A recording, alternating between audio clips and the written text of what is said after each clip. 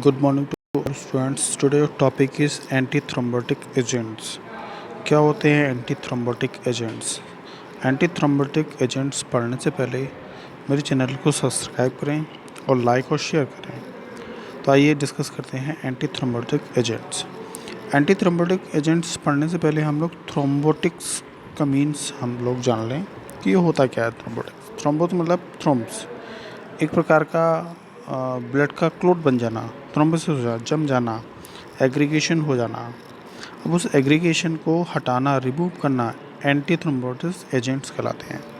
तो उसमें कौन कौन सी ड्रग्स आती हैं बेसिकली उसके बारे में हम लोग जानेंगे। तो एंटी थ्रोम्बोटिक्स एजेंट्स, तो these are the drugs which interfere the platelet function.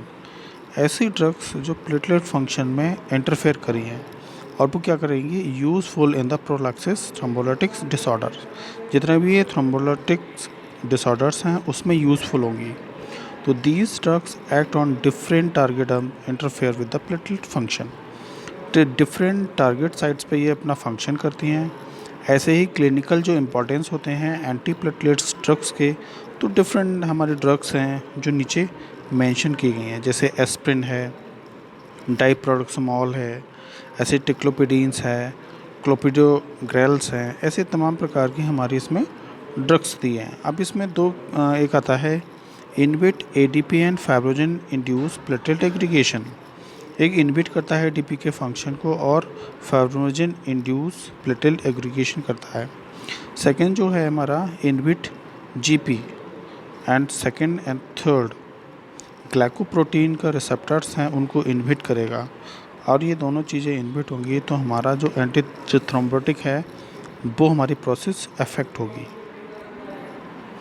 ये पूरी इसकी फ्लो चार्ट है। जैसे रेस्टिंग प्लेटलेट्स हैं वो आगे बढ़ेंगी, एटीपी में, सीएमपी में कन्वर्ट होंगी, कन्वर्जन होगा।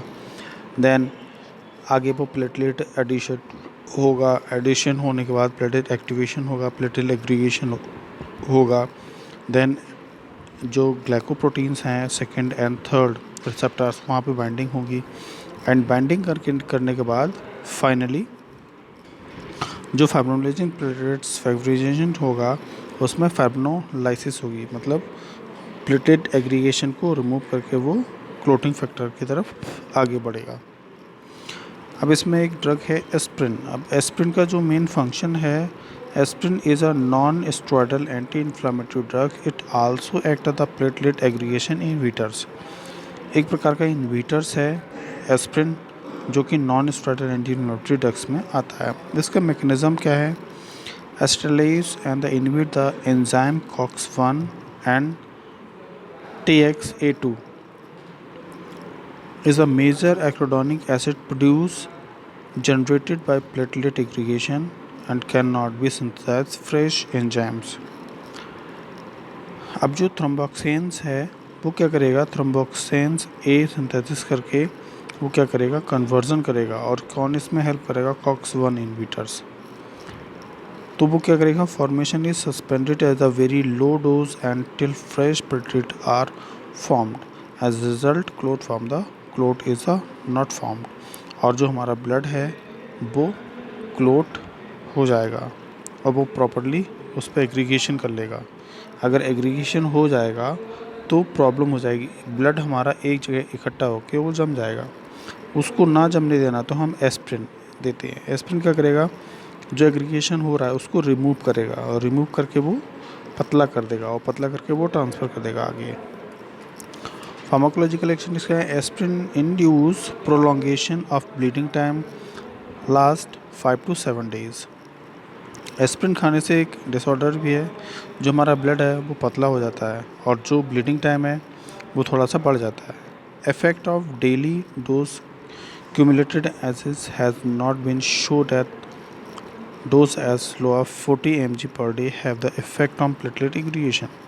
अगर आप इसकी स्पेसिफिक डोज लेते रहते हैं तो कोई इशू नहीं है, लेकिन आप ज़्यादा ले लेते हैं तो क्या होगा, प्लेटलेट एग्रीगेशन होने के चांस रहते हैं। Aspirin inhibit the release of ATP and platelet sticking of this each other. Sticking हो जाएंगी हमारी जो प्लेटलेट्स होगी तो बाइंडेशन या कोगुलेशन में भी प्रॉब्लम होगी। ADME aspirin is absorb from the stomach and small intestine. Aspirin जो है वो हमारे स्टमक से एब्जॉर्ब हो जाएगी, इंटेस्टाइन में एब्जॉर्ब होगी और मेटाबॉलिज्म हमारा लीवर में होके वो हमारे बॉडी से यूरिन के थ्रू बाहर निकल जाएगी। इसके एडवर्स इफेक्ट क्या है? Adverse effects nausea, vomiting, epigastrics, distance, increase occult blood is loss, stool, gastric mucosal damage and the peptic ulceration may be produce as a long dose and long term से use. अगर आप ये सारी चीज़ें aspirin को long term के लिए use करते हैं तो ये प्रॉब्लम्स आपको हो सकती हैं एडवर्स इफेक्ट के रूप में। कॉन्ट्राइंडिकेटेड हम इसमें किस में नहीं करते हैं? Aspirin is contraindicated in the patient who are sensitive to lead to the peptic ulcer, bleeding. अगर किसी बंदे को अल्सर है, चाहे वो किसी प्रकार का अल्सर हो, तो हम उसमें एस्पिरिन नहीं देते हैं। ऐसे ही ब्लीडिंग, क्लोटिंग, उसमें भी हम एस्पिरिन को नहीं देते हैं। Use it's low dose 75 to 150 mg aspirin per day.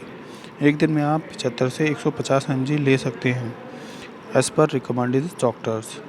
Use the platelet aggregation inhibitor, और ये प्लेटलेट एग्रीगेशन का इन्विट करेगा, कम करेगा। एज ए सेकेंड ड्रग है क्लोपिड्रोग्रेल। ये क्या करेगी? सेम हमारा एस्पिरिन की तरह काम करता है।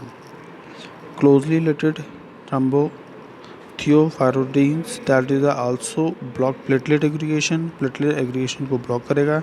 And the different mechanism of the aspirin.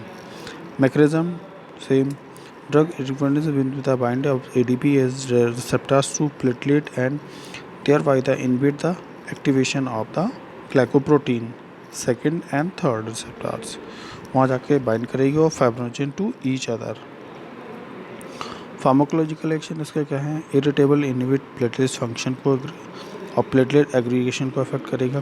Combination of clopidogrel and aspirin is synergistic is preventing ischemic, episodic and utilization for check resistance of stent coronaries। Blood के फंक्शन को ये अफेक्ट करेगा। Clopidogrel is absorb from the stomach and small intestine, metabolise in liver and body से बाहर हमारे urine से निकलेगी। Adverse effect, the most important adverse effects bleeding में सबसे ज़्यादा इसको हमें नहीं देना है। एडवर्स इफेक्ट इसका होता है ब्लीडिंग टाइम बढ़ जाता है। ऐसे ही हमारा डायरिया में, एपिगैस्ट्रिक पेन एंड रैशेस में भी प्रोड्यूस, ये सारी चीज़ें हो सकती हैं। इंडिकेशंस या interactions, clopidogrel also prolong omeprazole and inhibit of the C/P to C19 तो reduce metabolic activation of clopidogrels and the antiplatelet action. Use इसके क्या हैं? Clopidogrels is the use of preventive thrombotic events associated with the percutaneous coronary invention of the with it coronary stent, और ये हमारे किस में use होती है? कोरोनरी इंटरवेंशन में, जो ब्लड का फ्लो वहाँ पे रुक जाता है, प्लेटलेट एग्रीगेशन हो जाता है, वहाँ पे हम लोग इसको यूज़ करते हैं। Thank you for watching.